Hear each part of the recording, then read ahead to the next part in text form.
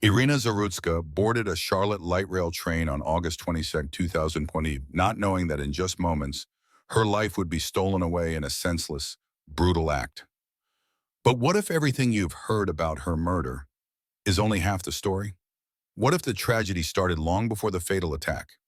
You see, the facts you think you know, they're just the surface. This case holds deeper, darker layers that most people never talk about. Iryna was a victim, yes, absolutely a victim, but she was also caught in the failures of a system that let her killer roam free time and time again. And here's the question that will haunt you as we go deeper into this story. Why was a man with a violent past still allowed to roam the streets, free to kill?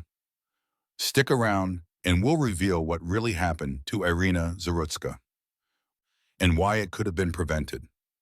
Now, as we dig deeper into this case, there's a lesson we can all take away. Something that could save a life, something we can use to protect our loved ones. Keep watching, and we'll reveal that lesson. Let me take you back to the beginning, to understand who Iryna really was.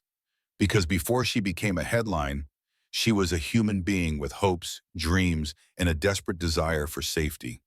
Iryna wasn't born in Charlotte.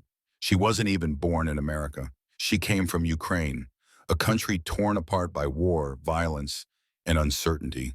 And like thousands of others, she fled, seeking refuge in a land that promised freedom and safety. But the cruel irony? The violence she escaped in Ukraine but would find her on American soil. Think about that for a moment. A woman who survived a war zone, who made it across continents seeking peace, was murdered on a public train in what should have been a safe city. How does that happen? How does someone escape bombed-out buildings in armed conflict, only to die at the hands of a career criminal in a so-called safe country? That's the question we're going to answer. And trust me, the truth is far more disturbing than you might think. Because this wasn't random. This wasn't just bad luck. This was a system failure of epic proportions. Before we go further, I want you to understand something crucial. Iryna's story isn't just about one woman's tragedy. It's about all of us. It's about the cracks in a system that's supposed to protect us, but doesn't. And if we don't learn from this, if we don't demand change, then Iryna's death means nothing. So here's what we're going to do together. We're going to walk through every detail of this case, minute by minute, decision by decision. And we're going to uncover the truth. We're going to look at who Iryna was, who her killer was, and most importantly, how the justice system failed both of them in very different ways. But I need you to stay with me, because some of what you're about to hear, it's going to make you angry. It's going to make you question everything you thought you knew about public safety and criminal justice. And honestly, that's exactly what should happen. Iryna boarded that train on a Friday evening. It was supposed to be just another commute home. The Lynx Blue Line in Charlotte, a modern, well-maintained light rail system that thousands of people use every single day without incident. She had no reason to fear, no reason to suspect that her life was about to end. But across from her, or perhaps just a few seats away, sat a man named DeCarlos Brown Jr. And that man, he had a history, a long, violent, documented history that should have kept him off those streets, should have kept him away from innocent people like Iryna, but it didn't. And that's where our story really begins. Not with the murder itself, but with the question of how a known violent offender was free to commit that murder in the first place. How many warning signs were ignored? How many chances was he given? How many times did the system look at his record and decide to let him walk? We're going to answer all of those questions. But first, we need to understand who Iryna was before that tragic night, because she wasn't just a statistic. She wasn't just another crime victim. She was a survivor, a refugee, a woman who had already overcome more hardship than most of us will ever face. And her story, her real story, deserves to be told. So stick with me as we dive deeper into the life of Iryna Zarutska and discover why her death should never have happened. Hit subscribe button if you believe everyone deserves justice, and only those who turn a blind eye to the truth won't subscribe. Close your eyes for a moment and imagine this. Artillery fire in the distance, the sound of buildings crumbling, the constant fear that today might be your last day. That was Iryna Zarutska's reality in 2022. While most of us were worried about our daily routines, traffic, work deadlines, what to have for dinner, Iryna was making the hardest decision of her life: stay in a war zone or leave everything behind and start over in a foreign country. She chose survival.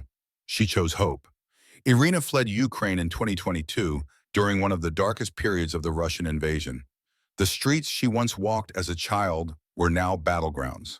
The places she loved were reduced to rubble. And like millions of other Ukrainians, she had to make an impossible choice: stay and risk death, or flee and become a refugee. She chose life. But here's what most people don't understand about refugees like Iryna. They don't just leave behind buildings and streets. They leave behind their entire identity, their language, their culture, their community, their sense of belonging. Everything that made them who they were suddenly becomes a memory. And when Iryna arrived in the United States, specifically in Charlotte, North Carolina, she wasn't just looking for safety. She was looking for a chance to rebuild, to become whole again. She wanted what we all want: peace, stability, and the simple freedom to live without fear. But the tragic irony, and I want you to really absorb that, is that Iryna escaped one form of violence, only to encounter another. She survived bombs and bullets in Ukraine. She made it across continents, through refugee processing, through the overwhelming challenge of starting over in a new country. And then, after all of that, she was killed on a public train by a man who should never have been free. Think about the cruel mathematics of that for a second. The odds she beat to survive the war, the strength it took to rebuild her life, and yet she couldn't serve a simple train ride in America. Now I know what some of you might be thinking. This could happen to anyone: wrong place, wrong time, just bad luck. But that's not what happened here. This wasn't random. This wasn't fate. This was preventable. Because while Iryna was fighting to build a new life, while she was working, contributing to her community, trying to find peace, DeCarlos Brown Jr. was being given chance after chance to hurt people. And we're going to get to his story in detail. But right now, I want you to understand what Iryna's journey meant. She didn't come to America just to escape danger. She came here because she believed in the promise of this country, that if you work hard, if you follow the rules, if you just try to live a good life, you'll be safe. That's the American promise, right? The idea that our laws and our justice system will protect the innocent and punish the guilty. But that promise failed Iryna. She did everything right. She fled violence. She sought legal refuge. She started over. She worked. She followed the rules. And the system, the very system that was supposed to protect her, let a violent career criminal cross her path. Like this video, if you believe no one should have to live in fear, and that every refugee deserves a chance at peace and safety, because Iryna deserved that chance. And so does every person who comes to this country seeking refuge. Now let me paint you a picture of what Iryna's life was like in Charlotte.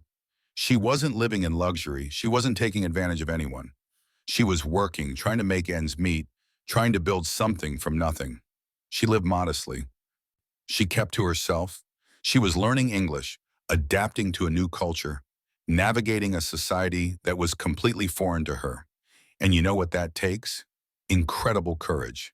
Most of us can't imagine what it's like to start over in a country where you don't speak the language fluently, where you don't know the customs, where everything from ordering food to finding your way around is a challenge. But Iryna did it. Day after day, she pushed forward. And on August 22nd, 2022, she was just trying to get home from work. That's all. A simple train ride, something she'd probably done dozens of times before without incident. But that night, everything changed. That night, Iryna's journey, her escape from war, her rebuilding of her life, her hope for the future, all of it came to a violent end. And the man who ended it, he'd been given every opportunity to change, every chance to get help. Every warning sign was there. But the system ignored those signs. Judges ignored those signs, and Iryna paid the price. So as we move forward in this story, I want you to keep something in mind. Iryna Zarutska was more than a victim. She was a survivor who deserved better. She deserved a system that worked. She deserved to be safe. And the fact that she wasn't, that's on all of us. Now we need to talk about the other person in this story, the man who took Iryna's life, DeCarlos Brown Jr. And I'm warning you right now, what you're about to hear is going to make your blood boil. Because this wasn't a first-time offender. This wasn't someone who made one terrible mistake.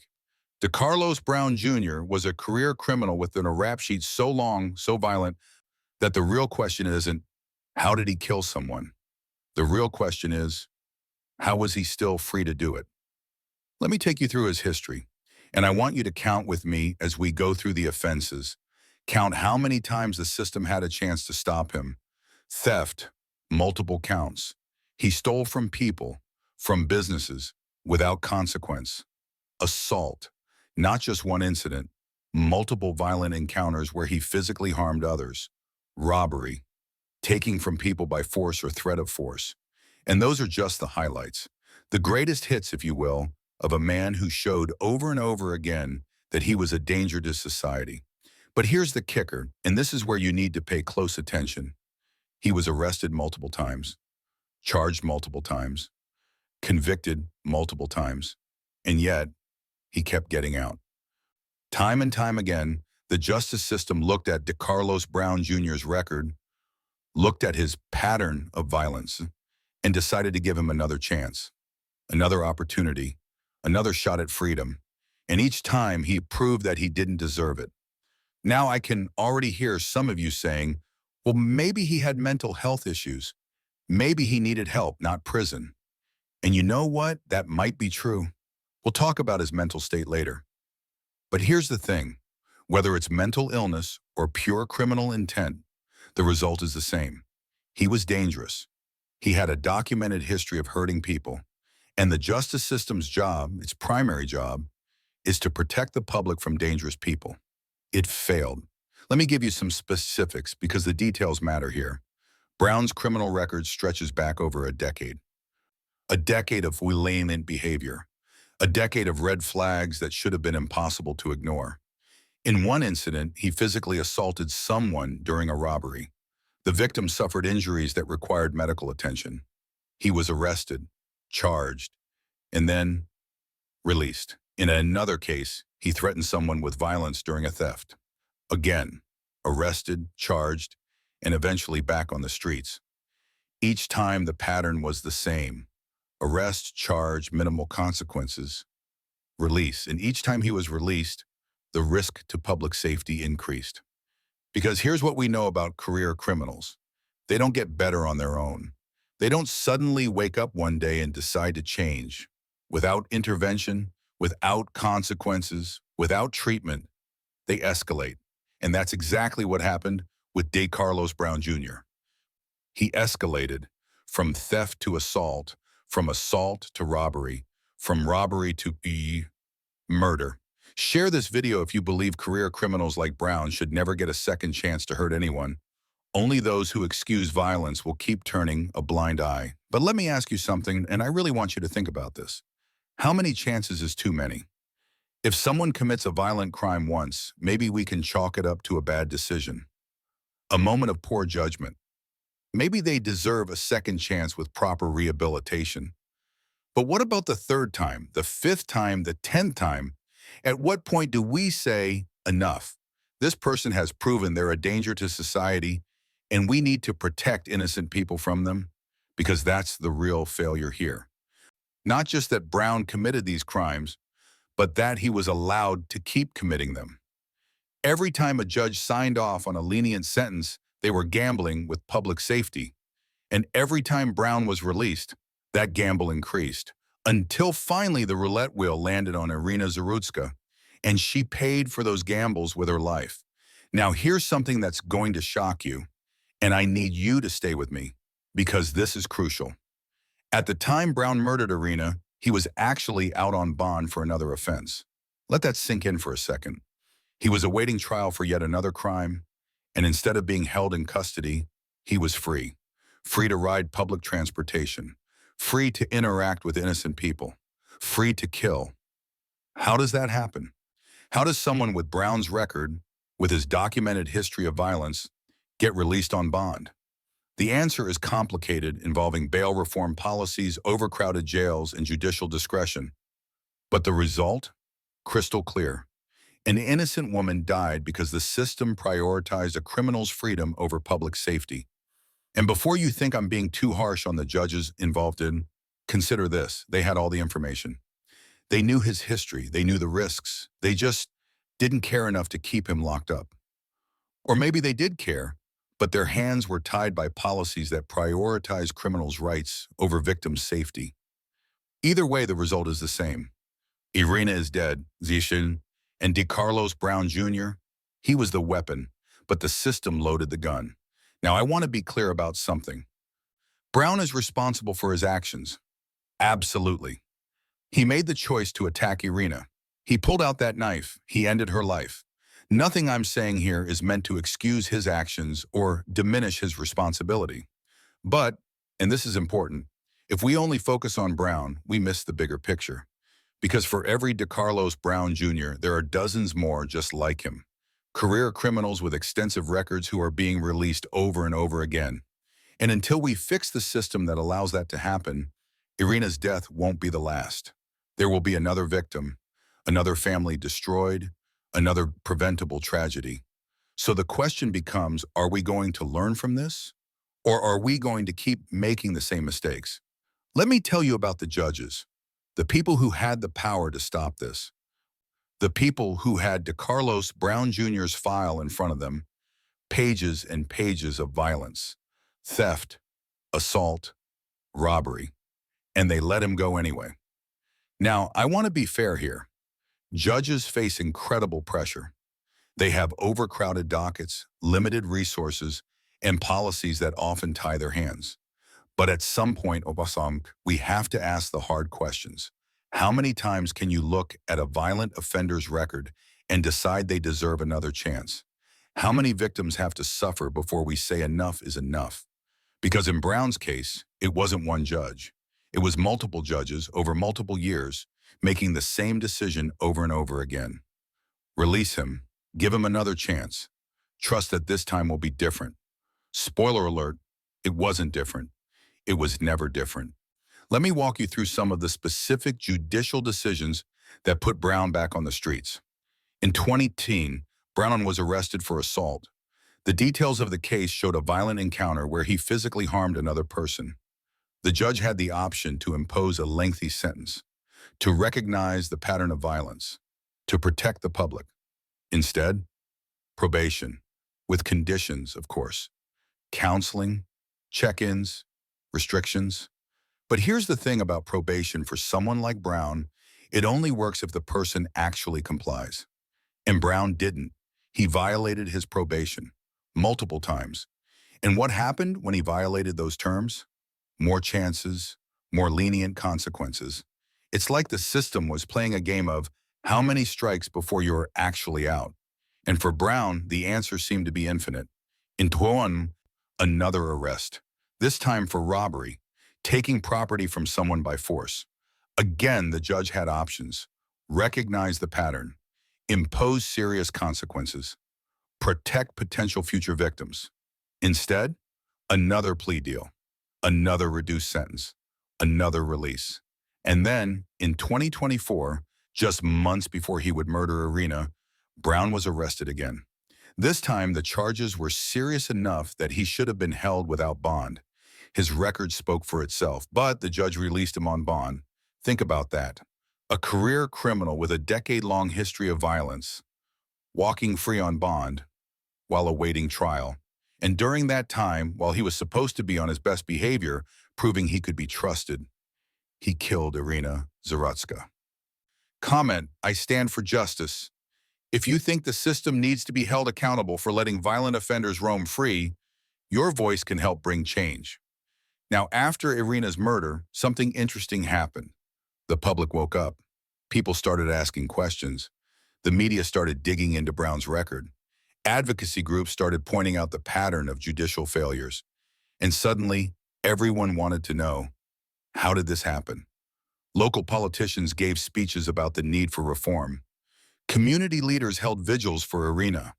Protesters gathered outside the courthouse demanding accountability. But here's the hard truth. All of that outrage, all of those calls for change, they came too late for Iryna. She was already gone. Her life was already stolen. And while the public outcry might lead to some changes, might make judges think twice before releasing violent offenders, it won't bring her back. The systemic failures that led to her death were years in the making. Decision after decision, chance after chance. And each time a judge looked at Brown's file and decided to be lenient, they were essentially rolling the dice with public safety. Eventually, someone was going to lose that gamble. And that someone was Iryna. But it's not just about the judges. The entire criminal justice system played a role. Prosecutors who agreed to plea deals that reduced serious charges to lesser offenses. Parole boards that granted early release. Bail reform policies that prioritized an offender's presumption of innocence over public safety concerns. All of these factors combined to create a perfect storm. A system so focused on giving criminals second chances that it forgot about protecting their potential victims. And here's the lesson we need to take from this. And I want you to really think about this, because it's going to be important when we get to the final lessons at the end. The system is broken, not just flawed, not just imperfect, broken. And until we demand accountability, not just from criminals, but from the judges, prosecutors, and policymakers who enable them, we're going to keep seeing tragedies like Iryna's. So what can we do? How do we fix this? Keep watching, because the complete lessons will be more understandable when you finish the whole story. But for now, I want you to understand this one crucial point. Iryna's death wasn't inevitable. It wasn't just bad luck. It was the predictable result of a system that values criminal rights over victim safety. And that has to change. Before we continue, let me give you one crucial lesson from what we've learned so far. Lesson fragment 1, know the warning signs. When you're in public spaces, trains, buses, parks, pay attention to people exhibiting aggressive or erratic behavior. Iryna had no way of knowing Brown's history, but there may have been behavioral warning signs. If someone makes you uncomfortable, trust your instincts. Move to a different car, alert authorities. Don't worry about seeming rude or paranoid. Your safety is more important than social courtesy. This isn't about living in fear. It's about being aware. And we'll expand on this much more at the end, with specific actionable steps you can take to protect yourself and your loved ones. But keep watching, because the complete lessons will be more understandable when you finish the whole story. August 22nd, 2025, a Friday evening in Charlotte, North Carolina. For most people, it was just another end to another work week. The promise of the weekend ahead. Time to relax, unwind, be with family. For Iryna Zarutska, it was supposed to be the same. Just another commute home, another ride on the Lynx Blue Line, something she'd done countless times before. But this night, everything would change. Let me take you through it, minute by minute, because the details matter here, the timeline matters. 9:45 p.m. Iryna boards the train at one of the stations along the Blue Line. We don't know exactly which station, but we know she was headed home. The train is moderately crowded, typical for a Friday evening. People are tired from work, absorbed in their phones, lost in their own thoughts. Iryna finds a seat. Maybe she's thinking about her day. Maybe she's planning her weekend. Maybe she's texting a friend or family member. Whatever she's thinking about, it's ordinary, normal, safe. But somewhere on that same train, DeCarlos Brown Jr. is also a passenger, and he's noticed her. 9:50 odd p.m. The train continues its route, station after station, people getting on, people getting off, nothing unusual yet, just a normal Friday night commute. But Brown is watching Iryna. We don't know what's going through his mind at this point. We don't know what triggered his attention. But something about her caught his eye, and in his disturbed mind, something dark is beginning to form. 10:05 p.m. The train is now approaching one of the busier transfer stations. More people are packed into the car. And that's when Brown makes his move. He stands up, walks toward Iryna. She probably doesn't think anything of it at first. People move around on trains all the time, looking for better seats, getting ready to exit. But Brown isn't looking for a seat. He's reaching into his pocket. 10:07 p.m. This is the moment where everything changes. Brown pulls out a knife, without warning, without provocation, without any apparent reason. He approaches Iryna, and he stabs her. Just like that, in the middle of a crowded train, in front of dozens of witnesses, he attacks her with a knife in Iryna, who survived a war, who fled across the world seeking safety, is suddenly fighting for her life. Can you imagine the terror, the confusion, the desperate question running through her mind? Why is this happening? She didn't know Brown. She hadn't spoken to him, hadn't threatened him, hadn't done anything to provoke this attack. But none of that mattered to him. In his mind, and we'll get to his bizarre explanation in a moment, he had a reason, a delusional, nonsensical, horrifying reason. 10:08 p.m., chaos erupts on the train. People are screaming. Some are running to other cars. Others are frozen in shock. Iryna is bleeding, badly.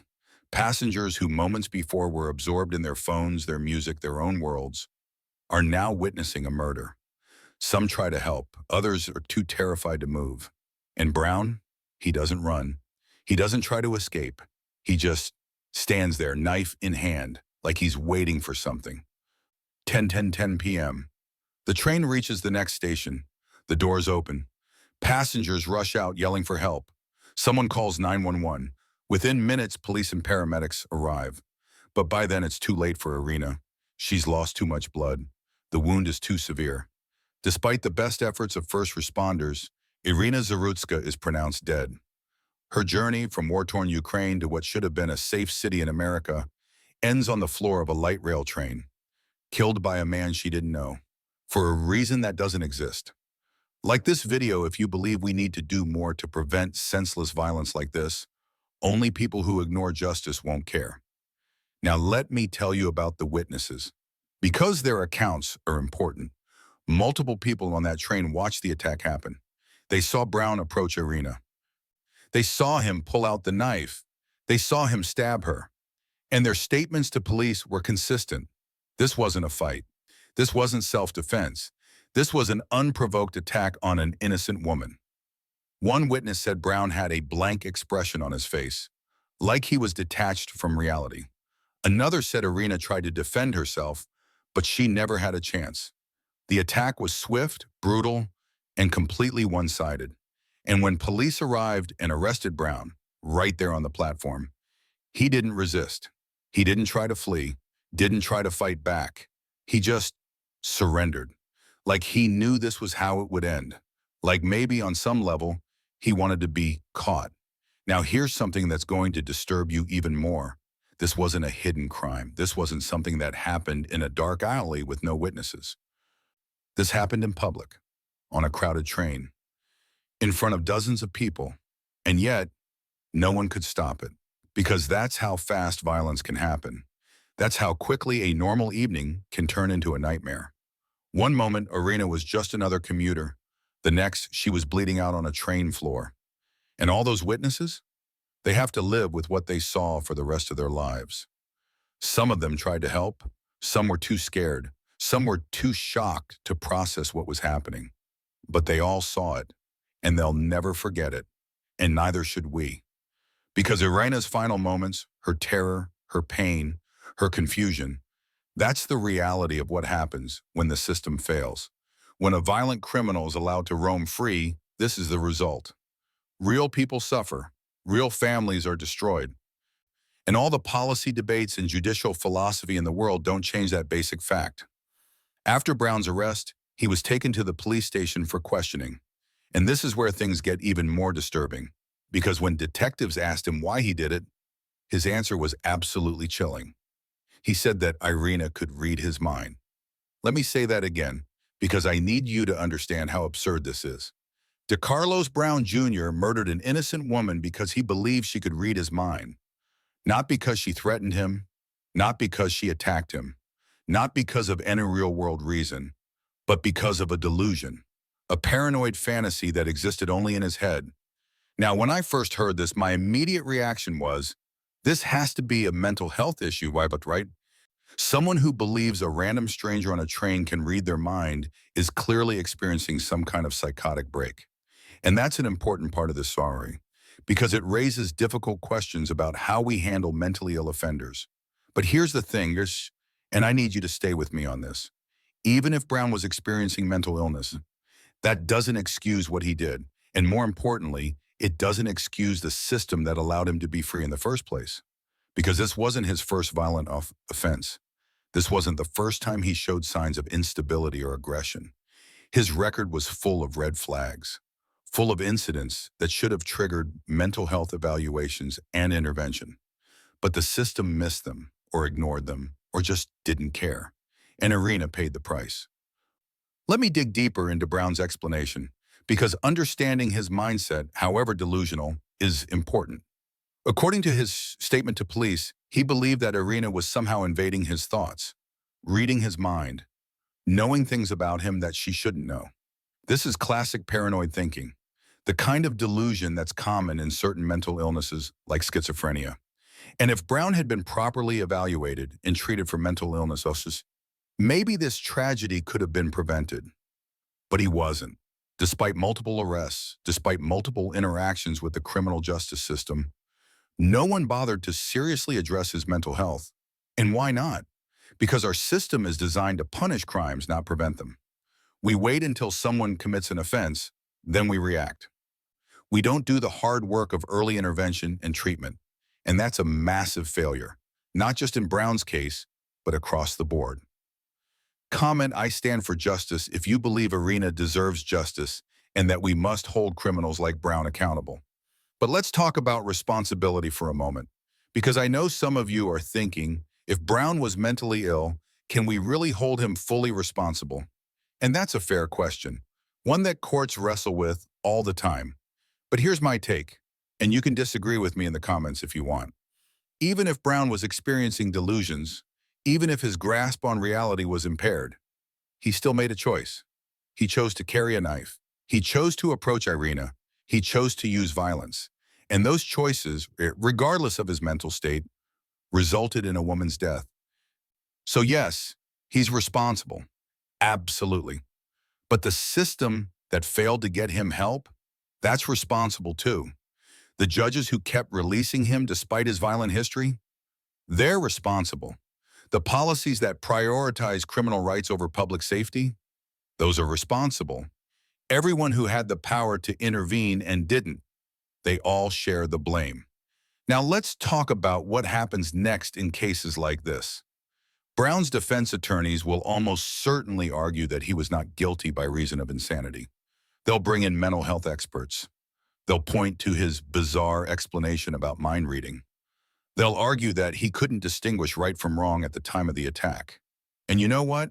They might be right. He might meet the legal definition of insanity. But here's what that means in practical terms. If he's found not guilty by reason of insanity, he won't go to prison. He'll go to a psychiatric facility. He'll receive treatment. And at some point in the future, maybe years from now, maybe decades, doctors might decide he's no longer a threat. And then what? He could potentially be released. Now, I'm not saying that's wrong necessarily. If someone is genuinely mentally ill and receives effective treatment, maybe they deserve a second chance. But here's the problem. We've already given Brown multiple chances, and each time he proved he couldn't be trusted. So how many chances does one person get? How many victims have to suffer before we say enough? Those are questions we as a society have to answer. And right now, I'm not sure we have good answers. What I do know is this. Iryna Zarutska deserved better. She deserved a system that recognized the danger Brown posed and acted accordingly. She deserved judges who prioritized her safety over his freedom. She deserved to live. And the fact that she didn't, that's not just a tragedy, it's an injustice. An injustice that demands accountability, demands change, demands that we do better. When news of Iryna's murder broke, the reaction was swift and furious. Social media exploded with outrage. Local news covered the story extensively. National outlets picked it up. And suddenly, Iryna Zarutska, a woman who had been virtually invisible to most Americans, became a symbol. a symbol of everything wrong with our criminal justice system, a symbol of the failures that cost innocent lives. And people were angry. Let me read you some of the comments that flooded social media in the days after her death. How many times does someone have to prove they're dangerous before we actually do something? This woman survived a war zone only to be killed in safe America. Let that sink in. The judges who kept releasing this monster should be held accountable for her death. We need to stop prioritizing criminals' rights over victims' safety. This is insane. And those are just a few examples. Thousands of comments, thousands of people expressing the same frustration, the same anger, the same grief, because Iryna's story resonated with people. It hit a nerve. She wasn't a career criminal. She wasn't involved in gangs or drugs. She wasn't doing anything wrong. She was just trying to live her life, and she was killed for it. And that could happen to anyone. Your mother, your sister, your daughter, you. That's what made people so angry. The randomness of it, the preventability of it. Within days of her murder, vigils were organized in Charlotte. Hundreds of people gathered to honor Iryna's memory and demand justice. They held candles. They shared stories. They cried together. And they demanded accountability, not just from Brown, but from the system that enabled him. Community leaders spoke out. Activists mobilized. Politicians were forced to respond. And suddenly everyone was talking about criminal justice reform, about the need to keep violent offenders locked up, about the failures of bail reform, about the importance of mental health intervention. All good conversations, all important topics. But here's the harsh reality. It took a woman's death to start those conversations. Iryna had to die before anyone paid attention. And that's unacceptable, because this wasn't the first time a violent, repeat offender killed someone. It won't be the last. Every year, people like Brown, with extensive criminal records, with documented violence, are released and go on to hurt or kill innocent people. And every time it happens, we go through the same cycle. Outrage, vigils, calls for reform, and then nothing really changes. Oh, sure, maybe a policy gets tweaked here or there. Maybe one judge gets more careful about bail decisions. But the fundamental problems remain. We still have a system that values criminal rights over victim safety. We still have judges who are pressured to reduce prison populations rather than protect the public. We still have policies that give violent offenders chance after chance after chance. And until we address those fundamental problems, tragedies like Iryna's will keep happening. Share this video if you believe the system must be fixed to prevent future tragedies. Your voice can make a difference in demanding change. But let me tell you about one specific moment from the vigils that really stuck with me. A woman, I don't know her name, but she was interviewed by a local news station, said something that perfectly captured the frustration people were feeling. She said, "We're told to trust the system, to believe that justice will be served. But how can we trust a system that keeps failing us? How can we feel safe when dangerous people are being released over and over again?" And she's right. That's the core issue. Trust in the system has been eroded because people see cases like Iryna's and realize the system doesn't actually prioritize their safety. It prioritizes other things: rehabilitation, second chance, criminal rights, all of which say important, and I'm not saying they're not, but when those priorities come at the expense of public safety, when they lead to innocent people being killed, we have a serious problem, and people are starting to recognize that. The advocacy groups that formed in response to Iryna's death didn't just hold vigils and then go home. They organized. They started lobbying for specific policy changes. They pushed for stricter bail requirements for violent offenders. They advocated for mandatory mental health evaluations for repeat offenders.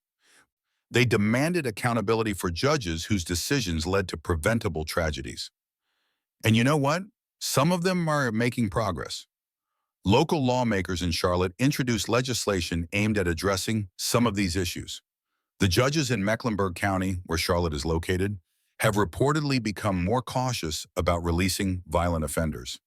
And prosecutors are being pushed to pursue tougher sentences and stop agreeing to lenient plea deals. So maybe, just maybe, Iryna's death won't be completely in vain. Maybe her tragedy will lead to changes that save other lives. But here's the thing. It shouldn't have taken her death to get to this point. These problems have existed for years. The warning signs have been there for years. We just chose to ignore them until someone died. And that's on all of us. Not just the judges, not just the policymakers. All of us who saw the problems with our criminal justice system and didn't demand change until it was too late. Let me give you another crucial lesson before we continue. Lesson fragment 2, know your rights and resources. If you witness a violent crime like the passengers on Iryna's train did, you have options and responsibilities. Call 911 immediately. Don't assume someone else has already called. If it's safe, try to provide first aid to victims, but never put yourself in danger trying to intervene physically against an armed attacker. Be a good witness. Remember details. Descriptions of the attacker, what happened, the timeline.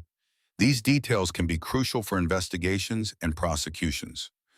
And know that many cities now have victim advocate programs that can help witnesses process the trauma of what they've seen.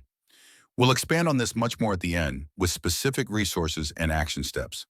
But keep watching, because the complete lessons will be more understandable when you finish the whole story. After Brown's arrest, the investigation began in earnest.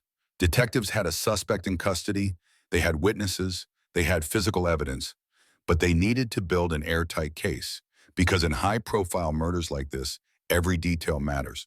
One mistake, one procedural error, one piece of evidence not properly handled, and a defense attorney could potentially get the case thrown out.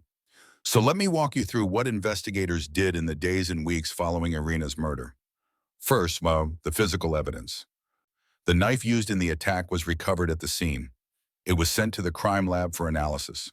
Fingerprints were lifted, blood was tested, DNA was collected, all of it pointing to one person, DeCarlos Brown Jr. But physical evidence is just one part. Investigators also needed to establish motive and state of mind. And that's where things got complicated. Because Brown's explanation that Iryna could read his mind raised serious questions about his mental state. Was he lying? Trying to set up an insanity defense? Or did he genuinely believe what he was saying? To answer those questions, investigators brought in forensic psychologists. These are specialists who evaluate defendants to determine their mental state at the time of a crime. And after multiple interviews with Brown, their findings were concerning. He appeared to genuinely believe his delusion about Iryna reading his mind. He showed signs of paranoid thinking, possible schizophrenia, and detachment from reality. In other words, he wasn't faking it, which complicated the case significantly. Because now prosecutors had to decide, do we charge him with first-degree murder and argue he knew exactly what he was doing? Or do we acknowledge his mental illness and pursue a different approach? It's a difficult decision, one that has major implications for the outcome of the case. Meanwhile, investigators were also digging into Brown's background. They interviewed people who knew him, family members, friends, former associates, and what they found was a pattern that shouldn't surprise anyone. People who knew Brown described him as increasingly paranoid over the years. He would make bizarre statements, accuse people of following him or watching him. In other words, the warning signs were there, long before he killed Iryna.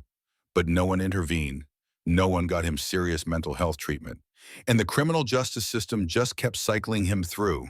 Arrest, charge, release, repeat. Now, investigators also pulled surveillance footage from the train.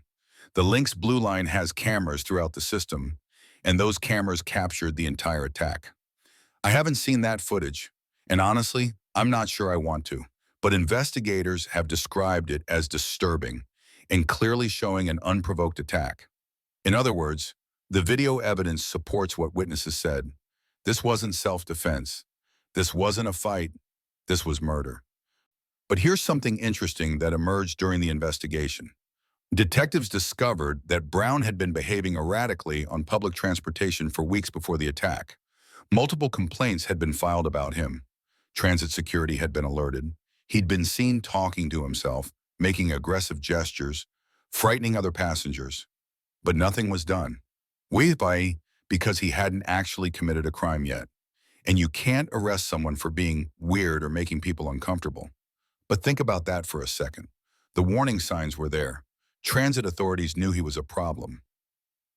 But they were powerless to intervene until he actually hurt someone. And by the time he did, it was too late. This is one of the fundamental flaws in our current system. We're reactive, not proactive. We wait for crimes to happen, then we respond. We don't prevent them in the first place. And I know what some of you are thinking, but we can't just arrest people for being mentally ill or acting strange. That's not how a free society works. And you're right, we can't. But surely there's a middle ground between doing nothing and arresting people. Mental health outreach, wellness checks, intervention programs, things that could identify people like Brown before they become violent and get them the help they need. But we don't invest in those programs. We don't prioritize prevention. And so tragedies like Iryna's keep happening. Comment your thoughts on the investigation. Do you believe we missed warning signs earlier? Share your theories in the comments below. Now, as the investigation continued, one thing became crystal clear. This case was solid. The evidence against Brown was overwhelming. Multiple eyewitnesses, video footage, physical evidence, his own confession. There was no mystery about who killed Iryna. No doubt about what happened. The only questions were, why did it happen? And could it have been prevented? And the answers to those questions, they're what make this case so important. Why did it happen? Because a violent, mentally ill man was allowed to roam free despite years of warning signs. Could it have been prevented? Absolutely. If judges had kept him locked up, if mental health services had intervened, if the system had prioritized public safety. But they didn't, and Iryna died. And now investigators had all the evidence they needed to ensure Brown would never hurt anyone else. But that doesn't bring Iryna back. It doesn't undo the trauma her family experienced. It doesn't erase the failure. It just ensures that this particular monster won't strike again. And while that's something, it's not enough. The legal proceedings in Iryna's case began in the fall of 2025. Brown was formally charged with first-degree murder, along with several other offenses related to the attack. And immediately the legal battle lines were drawn. On one side, prosecutors from the Mecklenburg County District Attorney's Office, determined to secure a conviction in the harshest possible sentence. On the other side, public defenders assigned to represent Brown, preparing to argue that he was not guilty by reason of insanity. And in the middle, Iryna's family, desperately seeking justice for their loved one. Let me tell you about the family first, because their story is heartbreaking. Iryna's mother, who still lived in Ukraine, was devastated when she learned of her daughter's death. She had sent Iryna to America believing she would be safer there, that her daughter would have opportunities, freedom, a future. Instead, she had to bury her child, killed in a country that was supposed to protect her. Can you imagine that pain? The guilt she must feel, even though none of this was her fault. Iryna's mother gave an interview to Ukrainian media that was later translated and shared widely. She said, and I'm paraphrasing because of the translation, "I sent my daughter away from war to save her life, but America's broken system killed her just as surely as any bomb." That statement, that indictment of our justice system, went viral because it perfectly captured what so many people were feeling. We talk about America being safe, about our justice system being the envy of the world. But for Iryna's mother, for Iryna herself, that promise was empty. Share this video if you believe that justice must be served and that we need to hold the system accountable. We can't let Iryna's death be in vain. Now, back to the legal proceedings. The prosecution's strategy was straightforward, and they would present the overwhelming evidence against Brown, the witnesses, the video footage, the physical evidence, his own statements, and they would argue that regardless of his mental state, he knew what he was doing was wrong, that he chose to bring a knife, chose to attack Iryna, chose to kill her, and therefore he should be held fully accountable. The defense, on the other hand, focused entirely on Brown's mental illness. They brought in psychiatrists who testified about his history of paranoid delusions. They presented evidence of untreated schizophrenia, of a disconnect from reality, and they argued that at the time of the attack, Brown genuinely believed Iryna was a threat to him, that in his delusional state, he was acting in what he perceived as self-defense. Now, I want to be clear about something. The insanity defense is incredibly difficult to successfully argue. In most states, it's not enough to simply prove someone is mentally ill. You have to prove that their mental illness prevented them from understanding that what they were doing was wrong. And that's a high bar, because even people with severe mental illness often understand basic right and wrong. But Brown's case was unusual because his delusion was so specific and so severe. He genuinely believed Iryna could read his mind. And in his paranoid state, that made her a threat. So did he understand that stabbing someone is wrong in general? Probably. But did he understand that stabbing Iryna was wrong in that specific moment? That's less clear. And that's what the jury had to decide. The trial itself was emotionally charged. Witnesses testified about what they saw. Some broke down on the stand. Iryna's family members attended every day of the trial, sitting in the front row, holding photos of her, reminding everyone that this wasn't just an abstract legal debate.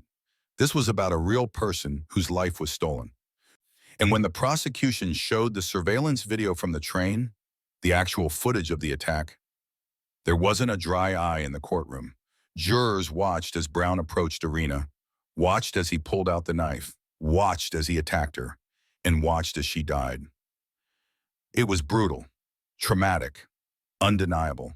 But the defense countered with their expert testimony, with evidence of Brown's mental illness. And they argued that punishing a severely mentally ill person for actions they took during a psychotic break isn't justice, it's cruelty. So what's the right answer here? How do you balance accountability with compassion for mental illness? I don't know that there is a clear answer, but I know what Iryna's family wanted. They wanted Brown to be held accountable, to spend the rest of his life behind bars or in a secure psychiatric facility where he could never hurt anyone else. They didn't want revenge. They wanted assurance. Assurance that no other family would go through what they went through. After weeks of testimony, the case went to the jury, and the jury deliberated for days, because this wasn't a simple decision. They had to weigh the evidence, consider the mental illness, think about justice for Iryna while also considering Brown's diminished capacity. Finally, they reached a verdict: guilty of murder, but with special findings regarding mental illness. What does that mean in practical terms? It means Brown will likely spend the rest of his life in custody, but probably in a psychiatric facility rather than a traditional prison. He'll receive treatment for his mental illness. He'll be monitored constantly, and he'll never be released unless multiple doctors certify that he's no longer a danger. Is that justice? I'll let you decide. On one hand, Brown is off the streets. He'll never hurt anyone else. On the other hand, some might argue he's getting treatment and care that Iryna never got. The treatment and care that could have prevented her death in the first place. It's complicated, and there are no perfect answers. But one thing is clear: the legal system worked better in prosecuting Brown than it did in preventing him from becoming a killer. And that's the real tragedy here. So here we are, the end of Iryna Zarutska's story, a Ukrainian refugee who survived war, fled to America seeking safety, and was murdered on a public train by a man who should never have been free. And now I want to hear from you. What do you think? Is the justice system finally waking up to the dangers of repeat offenders? Or is Iryna's case just another tragedy in a long line of avoidable deaths? What needs to change to ensure this never happens again? And who will hold the judges and the system accountable? These aren't rhetorical questions. I genuinely want your thoughts, because change doesn't happen unless people demand it, unless we collectively say, enough, we deserve better. So please comment below with your thoughts. Let's keep this conversation going. Tell me, do you think the system needs major reform? Or do you think it's working as intended and Iryna's case was just an unfortunate anomaly? Do you think judges should face consequences when their lenient decisions lead to preventable tragedies? Do you think we need to invest more in mental health intervention and prevention? Do you think bail reform has gone too far or not far enough? These are important questions. Questions that don't have easy answers, but they're questions we needed to be asking, discussing, debating, because if we just move on to the next news story and forget about Iryna, then her death truly will have been meaningless. Don't forget to like and subscribe for more true crime stories that dig deeper than the headlines. Stories that ask the hard questions, that demand accountability, that honor victims by telling their full stories. And share this video, please, because Iryna's story needs to be heard, not just by true crime enthusiasts, but by policymakers, by judges, by anyone who has the power to prevent the next tragedy. Share it with that in mind. Share it to demand change, because we can do better. We must do better. Iryna Zarutska deserved better, and so do all the potential future victims whose lives could be saved if we fix this broken system. Now, before I give you the detailed safety lessons I promised, I want to say one more thing. If you've made it this far in the video, thank you. Thank you for caring enough about Iryna's story to hear it all the way through. Thank you for being the kind of person who doesn't just scroll past tragedies, but actually engages with them. That's how change happens, not through apathy, but through people like you who care enough to pay attention. So with that said, let me give you the concrete, actionable lessons I promised at the beginning, because understanding what happened to Iryna is important. But using that understanding to protect yourself and your loved ones, that's crucial. By understanding what happened here and knowing these steps, you can take control of your own family's safety. These aren't just theoretical ideas. These are practical, actionable steps that could genuinely save your life or the life of someone you love. So pay close attention. Take notes if you need to. And most importantly, actually implement these lessons. Because knowledge without action is worthless. Lesson 5. Advocate for systemic change. Let's start with the biggest picture lesson, because individual actions are important, but systemic change is essential. Iryna's death wasn't just the result of one bad person. It was the result of systemic failures at multiple levels: judicial, legislative, and societal. So what can you do to advocate for change? First, educate yourself about your local criminal justice system. Who are the judges in your area? What's their track record on sentencing violent offenders? Are there judges who consistently give lenient sentences to repeat offenders? This information is often public record. Court cases are documented. Sentencing decisions are published. Take the time to research it. And if you find judges who are putting public safety at risk with their lenient decisions, speak out. Write to them. Write to your local news outlets. Attend city council meetings. Make your voice heard.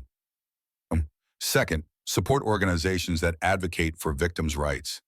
There are groups across the country working to ensure that victim safety is prioritized in criminal justice decisions. Find these organizations in your area. Donate if you can. Volunteer if you can't donate. Share their work on social media. These groups are often underfunded and understaffed. They need public support to be effective. Third, vote for prosecutors and lawmakers who prioritize public safety. Your vote matters. District attorneys, state legislators, even city council members.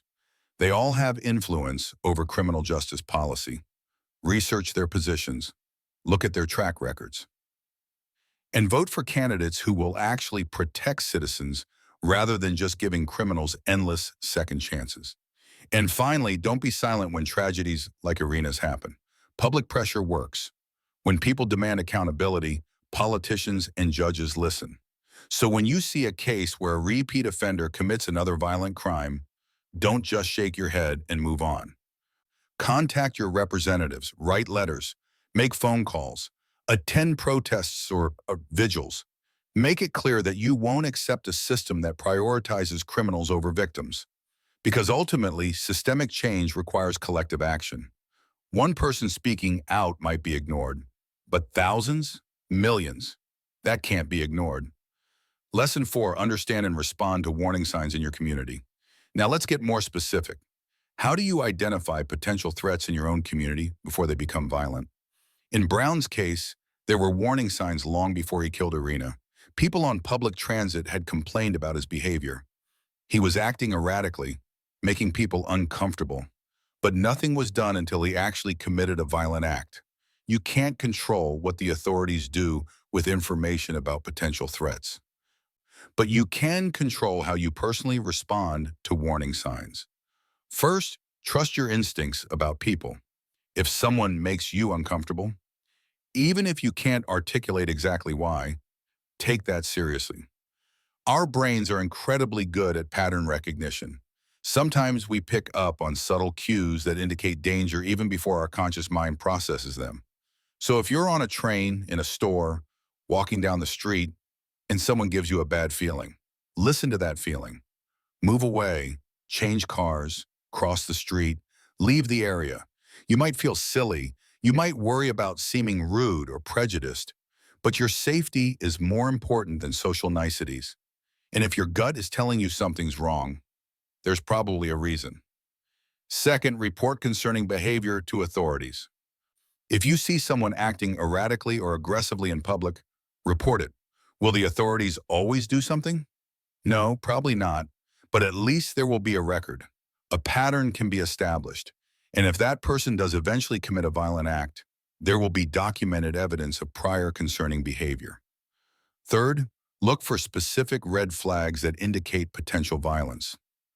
Aggressive or threatening language, erratic movements or behavior, signs of substance abuse or mental illness, fixation on specific people or groups, talking to themselves, especially if the conversation seems angry or paranoid, inappropriate emotional responses to situations.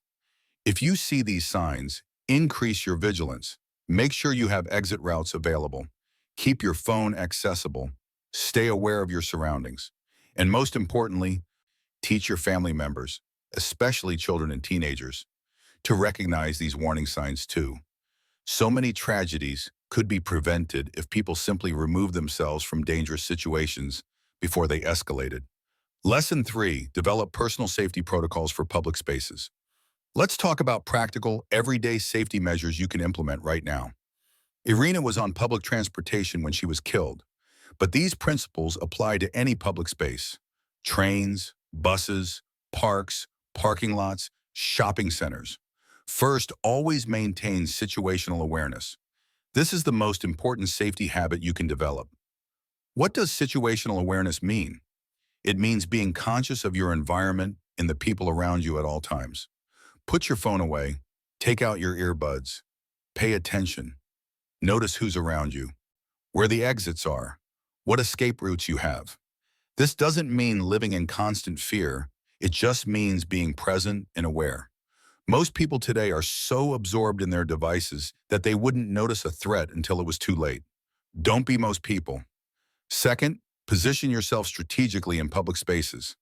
On trains and buses, sit near the operator or in well-lit, populated areas. Avoid isolated corners. Keep your back to a wall when possible so no one can approach from behind. Stay near exits so you can leave quickly if needed. Third, have a personal safety plan for different scenarios. What would you do if someone approached you aggressively? Do you know basic self-defense moves? Do you carry any self-defense tools? I'm not suggesting everyone needs to carry weapons or take martial arts classes, though those aren't bad ideas. But at minimum, think through scenarios before they happen.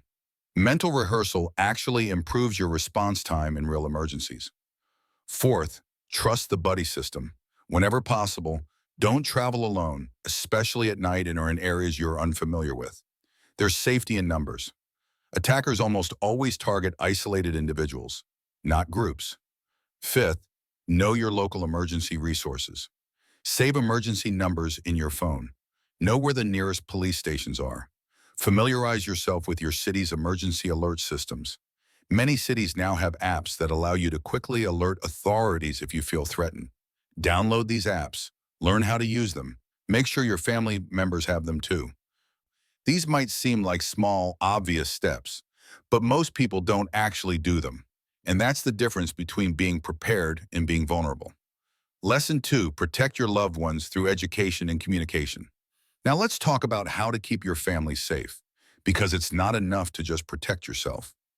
You need to ensure your loved ones have the knowledge and tools to protect themselves.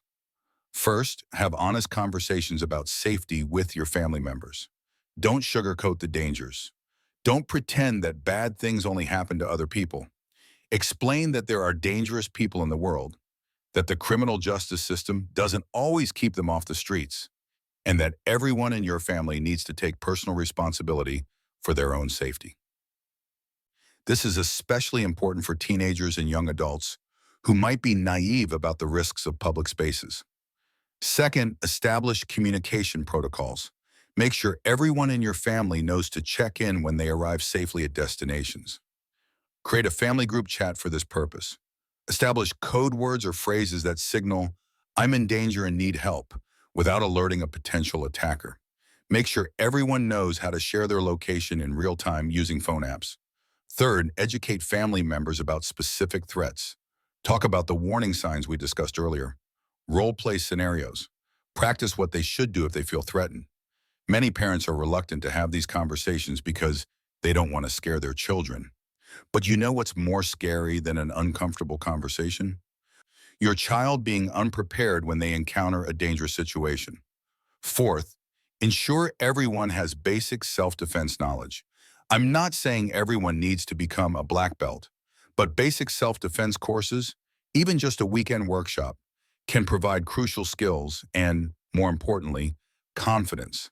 Knowing that you can defend yourself if necessary changes how you carry yourself, and that confidence alone can deter potential attackers. Fifth, create a culture of safety in your family. Make it normal to talk about where you're going, who you'll be with, when you'll be back. Make it acceptable to cancel plans or leave situations that feel unsafe without judgment or teasing. Create an environment where family members feel comfortable expressing concerns about people or situations without being dismissed as paranoid. Because often, people ignore their instincts because they don't want to be seen as overreacting.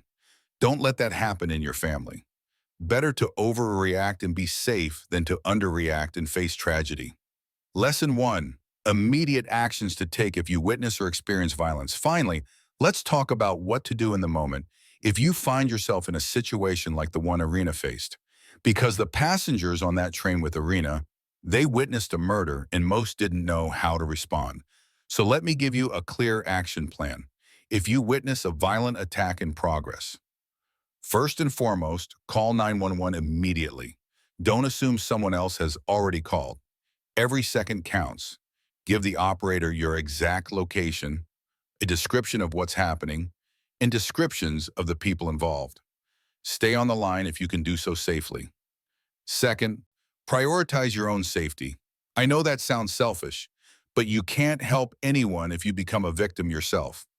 If the attacker is armed, especially with a knife or gun, do not physically intervene unless you have specific training and no other option. Create distance between yourself and the attacker. Move to a different car on a train. Exit the bus. Run if necessary. Third, if you can safely help the victim without endangering yourself, do so. This might mean verbally intervening, shouting at the attacker, drawing attention to the situation. Sometimes attackers will stop if they realize they're being watched and recorded. Speaking of which, if it's safe to do so, record the incident on your phone.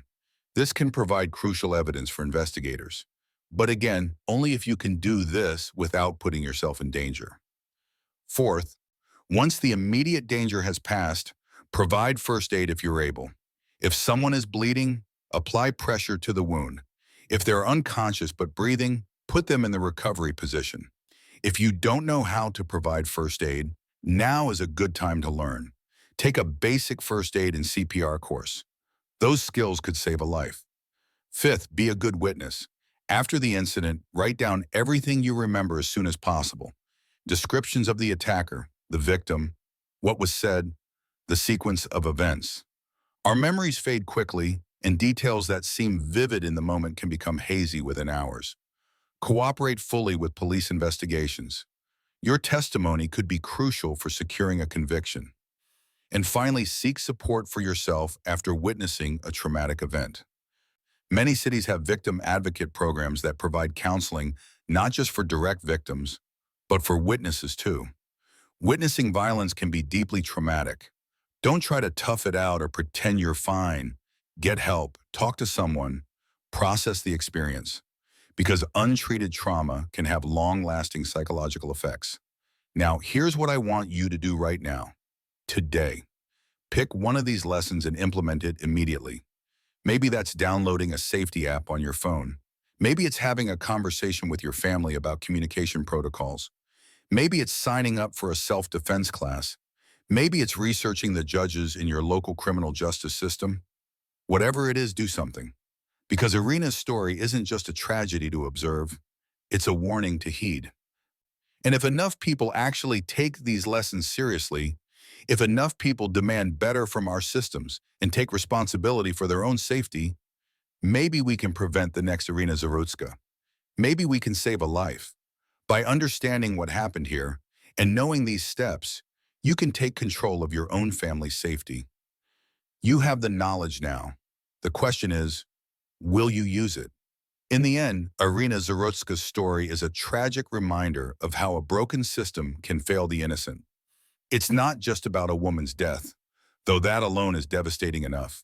It's about the need for change, a need for justice, and the hope that her story will lead to a safer, more accountable future. Iryna survived a war. She crossed continents seeking peace. She tried to build a new life, and our system failed her. But her story doesn't have to end with just her death. It can end with change, with awareness, with people like you taking action.